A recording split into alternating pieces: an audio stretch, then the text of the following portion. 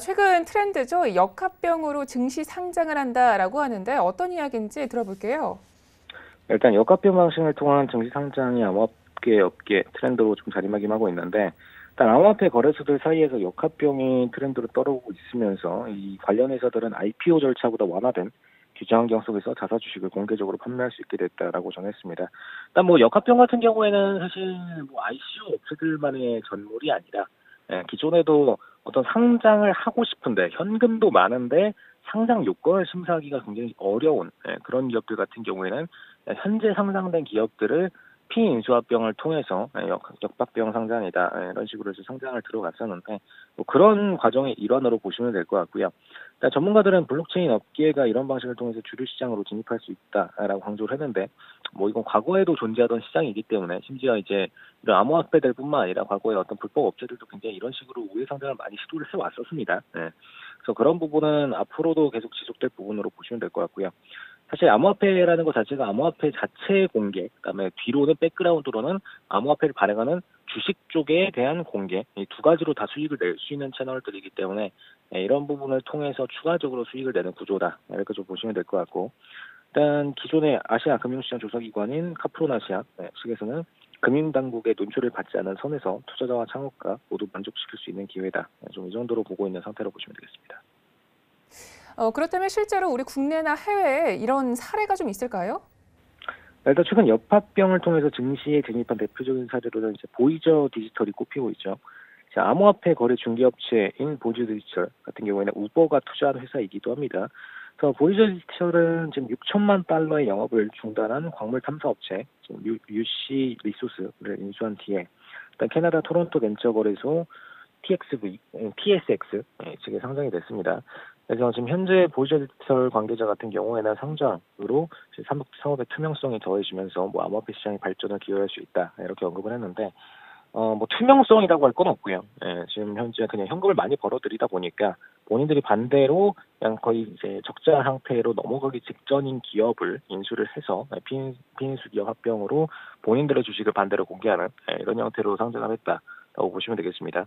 그래서 이런 부분에 있어서 본인들의 증권 상장이 사실 암호화폐라는 업계가 심사를 받게 되면 한도 끝도 없이 길어질 수 있는, 그런 불법적인 요소들에 대한 평가, 혹은 이제 이게 합법인지 불법인지 애매한 법안 상황에서 법안이 통과될 때까지 기다려야 되는, 그런 부분들, 이런 부분을 전부 다 제끼고 그냥 상장 기업이 어떤 암호화폐 기업을 인수한 것과 거의 동일한 효과로, 역합병을 통해서 다시 본인들의 주식을 반대로 상장시키는, 그런 구조라고 보시면 될 것 같습니다. 자, 그러면 피인수, 인수 기업의 흡수 형태를 좀 보겠습니다. 암호화폐 기업은 그러니까 돈을 지불하면서 피인수 기업으로 변하게 되는 건가요? 네, 지금 들으시면서도 헷갈리셨을 것 같은데, 사실 돈을 내면서 상장 기업을 인수함과 동시에 주식은 상장된 주식에 흡수시켜서 합병시키는 방식으로, 통상적인 인수합병이랑 다르게 피인수되는 기업의 자금이 중심에서, 지금 상장 구조를 역이용한다라고 보시면 됩니다.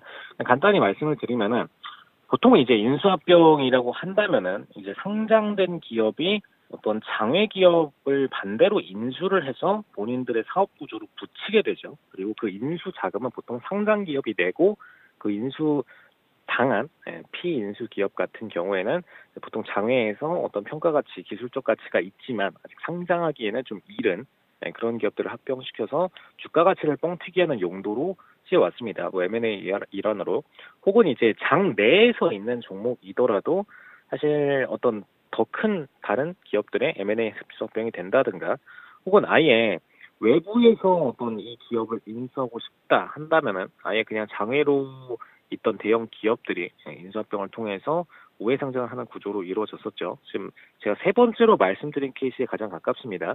이제 우리나라에서는 이런 것과 유사한 제도는 이제 뭐 스펙 합병, 방식이 있는데, 뭐 스펙주 같은 경우에는 그냥 아예 인수합병을 유리하게 열어준, 기존 채널을 이용해서 인수합병, 이 스펙을 인수하게 되면은 인수합병을 통해서 그냥 우회 상장을 할 수 있도록, 이렇게 만들어 놓은 구조이죠. 그래서 이런 구조도 있는 반면에, 사실 이 스펙 같은 경우는 어떤 증권거래위원회 심사가 추가적으로 필요한 부분입니다. 그래서 이런 부분들을 진행하기보다는 아예 그냥 현재 상장돼 있는 기업들을 반대로 돈 주고 인수해 버려서, 예를 들어서 우리나라 뭐 코인판이 상장돼 있다. 그럼 코인판을 그냥 우리가 매수를 해서 그냥 그 회사와 지금 현재 장외로 빠져 있는 제 회사를 다시 합병시킨 다음에 그 구조를 통합을 시켜서 증권으로 오픈해버리는 방식이죠. 그러다 보니까 그냥 어차피 사업 분야가 합쳐졌으니까 이거 그냥 한 회사다. 라고 평가받는 거기 때문에 그냥 한 회사로 평가받으면 사실 상장돼서 어떤 상품에 대한 평가 그리고 재무에 대한 평가를 받는데 아무 문제가 없죠.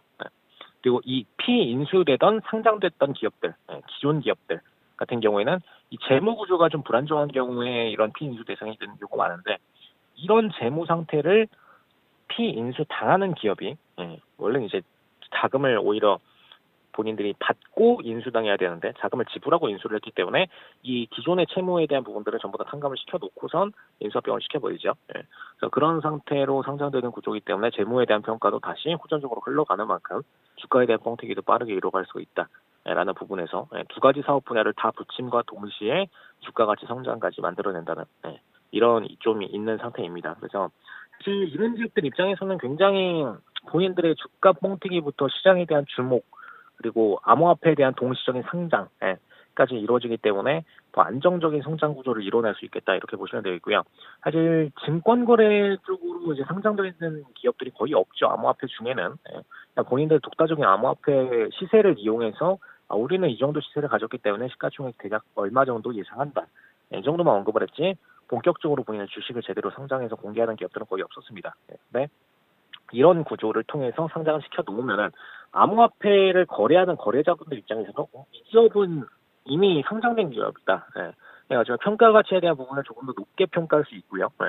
그리고 계속해서 외화 자금들이 유입되고 있고 외부 자금들이 유입되고 있고 그렇기 때문에 이 기업은 아무리 어떤 시세적인 변동을 가지더라도 망하기는 어렵다.